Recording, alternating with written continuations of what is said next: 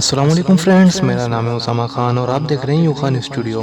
دوستو آج ہم بات کریں گے ارطغرل غازی کے سیزن 2 کے ایپیسوڈ نمبر 11 کے بارے میں۔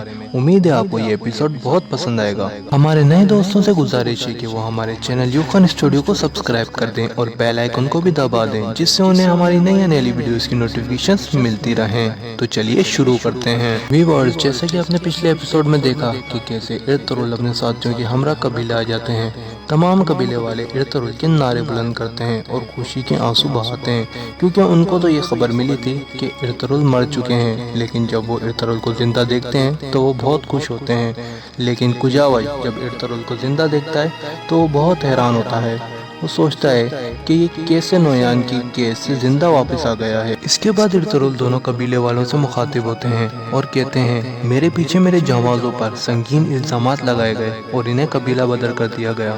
میں چاہتا ہوں کہ تمام سرداروں کا جرگہ بیٹھے اور اس بارے میں فیصلہ کرے۔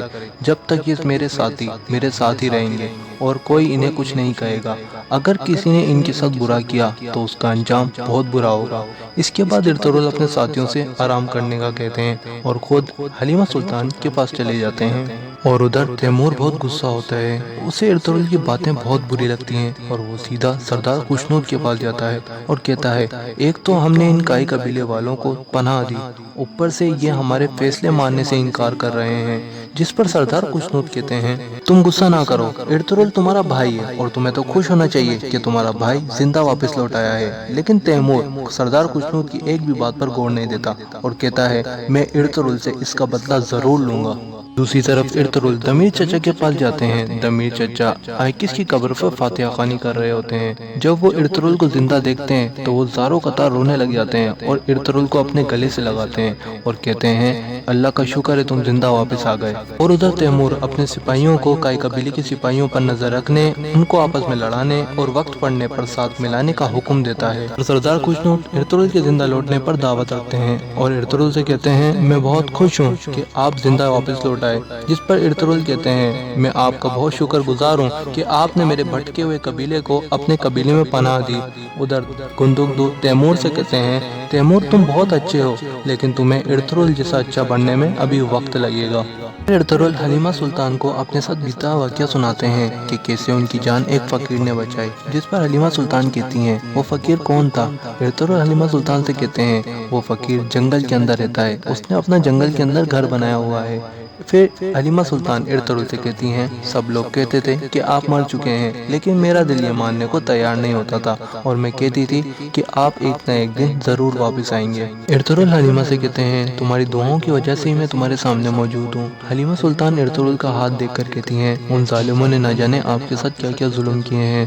سردیاں ختم ہونے تک آپ کا یہ ہاتھ ٹھیک ہو جائے گا، جب تک آپ آرام کریں۔ ارطغرل حلیمہ کی بات نہیں مانتے اور کہتے ہیں، یہی صحیح وقت ہے ان ظالموں پر حملہ کرنے کا، میں نویان کا سر اپنے ہاتھوں سے قلم کرنا چاہتا ہوں۔ دوسری طرف نویان کا سپہ سالار نویان کو بتاتا ہے کہ قجاوج اپنی ہوشیاری سے قبیلے والوں کا اعتماد حاصل کرنے میں کامیاب ہو گیا ہے اور اس نے پکڑے گئے قیدیوں کو بھی مار گرایا ہے۔ نویان یہ بات سن کر بہت خوش ہوتا ہے۔ پھر نویان کے سامنے حمزہ کو بندی بنا کر پیش کیا جاتا ہے۔ حمزہ نویان کو دیکھ کر کہتا ہے، میں تمہیں کیا سمجھتا تھا اور تم کیا نکلے۔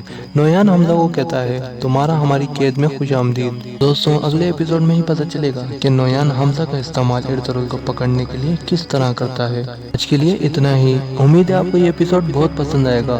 ہماری ویڈیو پسند آنے کی صورت میں اس ویڈیو کو لائک کر دیں اور ایسی اور ویڈیوز کے لیے ہمارے چینل یوخان اسٹوڈیو کو سبسکرائب کر دیں اور بیل آئیکن کو بھی دبا دیں، جس سے آپ کو ہماری نئی ویڈیوز کی نوٹیفیکیشنز ملتی رہیں۔